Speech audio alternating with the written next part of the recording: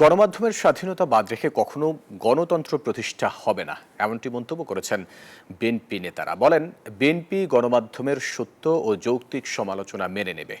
মঙ্গলবার রাজধানীতে আমরা বিএনপি পরিবার আয়োজিত সাংবাদিকদের সম্মানে ইফতার অনুষ্ঠানে এসব কথা বলেন তারা।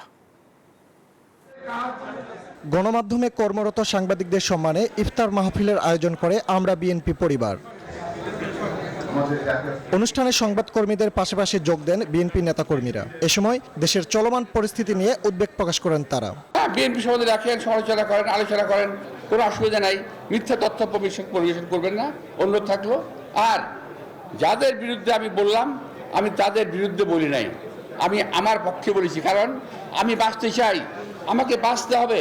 আর ওই লোকগুলা যদি তার অবৈধ টাকা নিয়ে এইভাবে ঘুরে বেড়ায়, তাহলে বাংলাদেশের কোনো মানুষ সুস্থভাবে বেঁচে থাকতে পারবে না।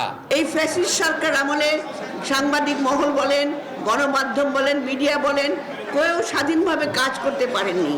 তারপরেও আপনারা যেভাবে চেষ্টা করে নিজেদের জীবন বিপন্ন করে হলেও যেভাবে আপনারা বিভিন্ন ফুটেজ তুলেছেন, বিভিন্ন কথা আপনারা গণমাধ্যমে তুলে ধরেছেন, সেটা সত্যি অভিনন্দনযোগ্য। নতুন বাংলাদেশ গড়তে যাতে কোনো ভুল না হয় সেদিকে সবাইকে সতর্ক থাকার আহ্বান জানান বিএনপির কেন্দ্রীয় নেতারা।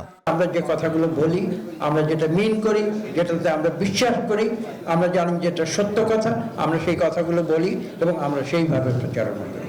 বিএনপি মিথ্যা প্রচারণা করে না, মিথ্যা প্রচারণায় বিএনপি বিশ্বাস করে না। আমরা যদি ভুল করি সেটা সমালোচনা করবে, সেই সমালোচনা আমরা জবাব দেব। আমরা যদি ভুল করি, ভুল মেনে নেব। যদি সংবাদপত্র মিথ্যা সমালোচনা করে, আমরা তার জবাব দেব। আমরা এই নীতিতে কাজ করি।